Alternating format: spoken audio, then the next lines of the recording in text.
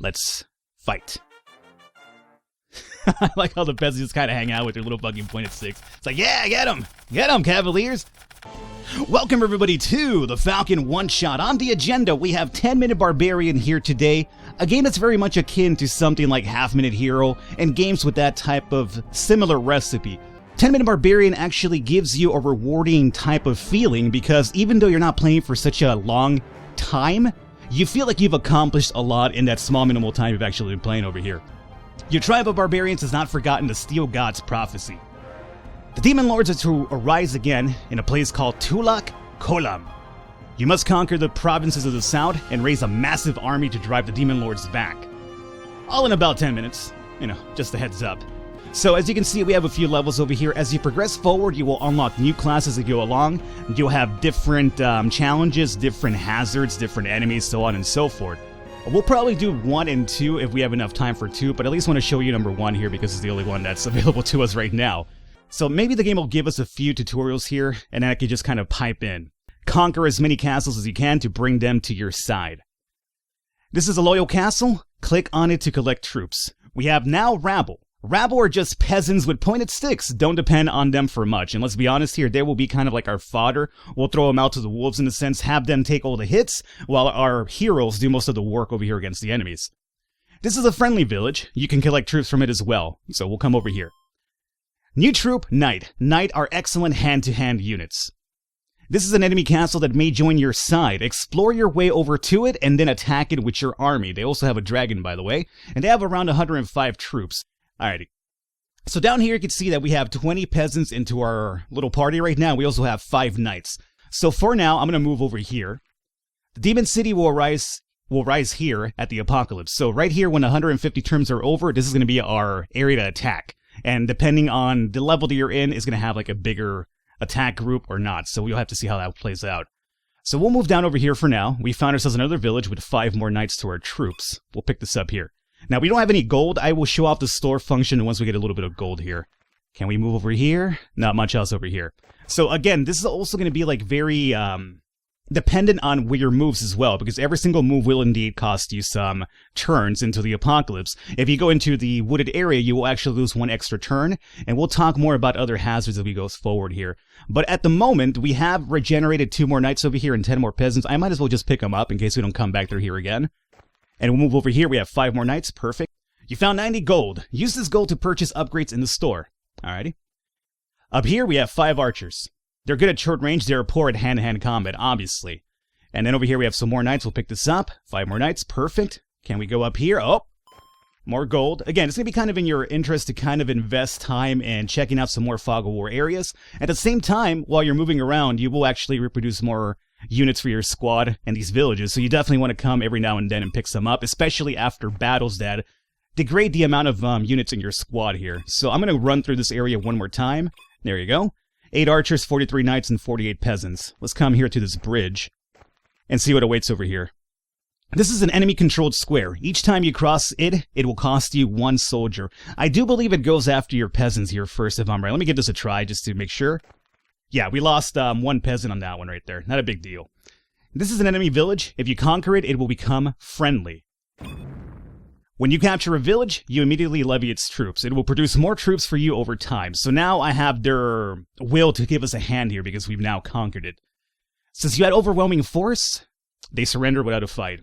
And that only happens when you have like a really huge group compared to them. But if you have something like this next fight coming up over here, this one we'll probably have to definitely get involved with ourselves.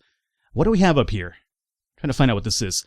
Be sure you have enough troops to attack here. You can go back to your villages and get more if needed, which we've already covered. Oh, 15 more knights? Absolutely, I want that. I think we're pretty much ready to take this on. We have 118 troops, they're 36. They might have some defenses as well, which you will probably see right now. So let's go in here really quickly. This will be your combat phase in a sense, and it'll take place automatically based on the number of troops you have.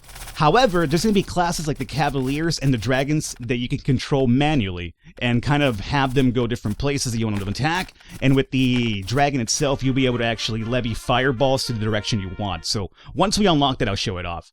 I'm clicking anywhere to continue. So right now we got 36 kills on them. We lost 45 people. For the most part, I do believe those were peasants, so not really a big deal. Victory is yours. You loot the treasury for 55 gold. this castle will now produce knights for you. As your victory levy, you may either take 25 knights or 5 archers. So, you know what? I'm going to go with archers for this one. Just because we have a higher chance to pick up knights as we go forward, archers are a little bit more rare to come by. So I'll pick up the archers over here. And now we will probably continue going down this way. We have another castle here and another village with 15 troops. I guess we'll do this one. I don't think, I doubt we're going to overwhelm that one. But it should be an easy fight for us to pick up because we have the more knights than they do. And our archers should give us a hand here. We lost 8 troops. We killed 15. All fine. Alrighty. So, we have dragon here, and we have a few knights over here. This is going to be 45, so we might want to hold off on this one for a second. Let's go ahead over here and pick up some knights. Perfect. You have 100 days before the apocalypse and 8 enemy forts left to defeat. And then the demon city will rise. I am pretty sure you get a boost to your overall score if you are able to undertake every enemy territory before the apocalypse itself actually hits. And we'll come over here. That should be an overwhelmed. Perfect. And let's continue going over here. Oh, we have dragon here, 98 of 105. We'll probably pick up this dragon before that one. Over here we have some more peasants. We'll go ahead and pick those guys up. Or just overwhelm them into joining us. 2 more knights. Over here we're building some up, so we'll come over here, and probably pick this up too. Let's find out if there's anything over here in this fog of war area. Okay, perfect. Oh, gold as well. And we have now met our limit of knights. So, possibly if we pick up this gold over here, we're up to 679. Let's go to the store. Over here, you're able to buy extensions to your units. So right now, we could go ahead and invest 300 gold to get 50 more peasants. We could also do 1,500 for more archers and also 1,500 for more knights. We will not be able to do this one or this one right now, so we'll hold off. I don't think we need any more peasants, so I'll just try to save up the gold that we do have, and hopefully at some point we'll get like a knight upgrade over here. So I'll come back through this village. Oh yeah, we have no more room though. But we have no more money, so I can't really do much about it. Alrighty. We'll come down this way. Hopefully we can find some more gold. None over here. Well, we can't pick up more knights. We might as well just go into this castle, and if we lose troops, we have a good replenishment of them to happen over here as well. So, we'll come over here. This one's going to be a bit more difficult. The archers will indeed hang out back here behind this little haystack, and we'll handle it this way right now. They will be taking their ponchos. I like how there's a knight over here just hanging out. I guess he just decided to hang back, protect these guys on his own. Now, with these little haystacks, sometimes they'll be actually like stone walls, which require more damage for you to actually pierce through them. And your knights, as you could probably imagine, cannot go around them. It does kind of play out in a sense where it's literally a wall that you have to go through and not around. The only thing that can surpass it, I do believe, is the dragon, who could shoot fireballs over the stone wall itself. Alright, so we got 92 gold. The castle is now ours, and it's going to give us a chance of 32 knights or 6 archers. Since we have a lot of knights in the field, I say we go with the archers yet again. Alrighty, speaking of archers, some over here, great. We're out of peasants completely. I do need some of those just for fodder, so let's pick some up here, and we have room for a couple of more knights. We'll come in here and here. For the most part, though, we're trying to build ourselves up for this attack over here. I almost feel like we should probably come back and pick up these peasants, but we just don't have enough money to make anything much happen here, right? No. Alright, you know what? Let's just go after the dragon and see how this plays out. I feel like we should probably get a few more archers. We'll give this a try. We do outnumber them, but I have a feeling this dragon's going to over here just take pot shots at us the entire time. If we could bring down the knights over here fast enough, we could come over here and start working on the walls. Alright, good. We still have a pretty good chance. It's a matter of how fast we bring this wall down. Because the archers will indeed be picking off all of our knights here. Meanwhile, oh, you know what? This doesn't seem very, very good for us. Nope. Yeah, this is the one that we're going to lose. Now, that's perfectly fine. Oh, you know what? Maybe, just barely, these knights have to come through for me, though. Oh, no, this dragon's going to completely wreck us here. Come on, it's all up to you. Can you do it? No. Okay. Now, that's okay. This is basically set up in a sense to give you a checkpoint system as well. You get one of these per level, I guess, in a sense, right? So if you lose the battle, you have a chance to redo it again, or get yourself stronger before you come back to it again. But you only get one checkpoint. After this one, next time you lose is basically done ski. You have to start all over from the start. So, we definitely will use our checkpoint here. And it's almost like set up in a way that it's made for you to actually lose, to kind of teach you the whole checkpoint system over here. So no worries on that one. We get all of our troops back over here for now. So what I want to do is actually increase maybe our archers and our peasants as well, because our knights are basically filled up. We could probably go back and do a big run around up here if we can. Alrighty, reminder, right. So it's telling us that 44 days. Over here we have a few more areas as well. Can we go around here? I should have probably checked the Fog of War system and see if we could go around. That probably would have been the better idea, but for now we'll pick up these troops over here. And now let's go ahead and return down this way. Have a few more archers over here available to us as well. I mean, the store is blinking at me, but we can't really purchase any more upgrades at the moment, so I want to pick up these archers for now.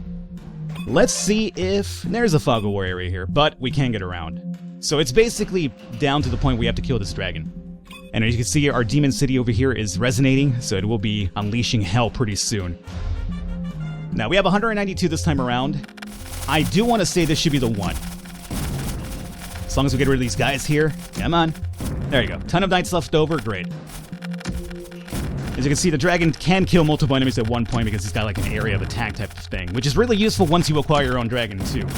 With any luck, this will be the dragon that we acquire. There you go. There you go. So we lost a lot of troops, so that's okay because now we have the dragon, and we have a map filled with a bunch of extra people to pick up, so we're perfectly fine right now. Alrighty. So we got 206 gold. The castle will now produce knights for you, and we also now have ourselves a dragon. Over here, 68 knights or 14 archers, you're asking. You know what? Since we're kind of close to our limit here, I'm going to go ahead and pick up the... Well, you know, we have like... No, but we have to retrace our steps here quite a bit. But there's some knights over here too. I'm going to go with the archers. Alrighty. And we got a dragon as well. So what I'm going to do right now is just go back, and we have 20 days left over. We're looking at, what, 19, 18, 17. Retrace our steps. We are probably not going to acquire this dragon. I don't think there's going to be enough time for that.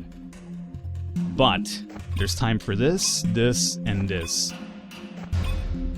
Now, you don't have to be ready for this invasion the moment 0 hits. You can go ahead and continue doing some nonsense over here meanwhile, and it's going to go ahead and destroy cities though, so it will actually destroy any of your repopulating villages that you've acquired or castles as well, which we'll probably take a look at here pretty soon. But for now, I'm feeling pretty confident about this one. We are so close to getting an upgrade over here, but we still can't necessarily pull it off. I'll pick up archers, archers, archers. Ooh, my god. Tons of archers over here. And here's the apocalypse now. And they're going to have a dragon on their side as well. And that's not the only type of enemy they'll have. They'll have different stuff like demons and stuff, but we'll see that in the next stage over. So right now, I feel like we're relatively fine for this. We'll come over here.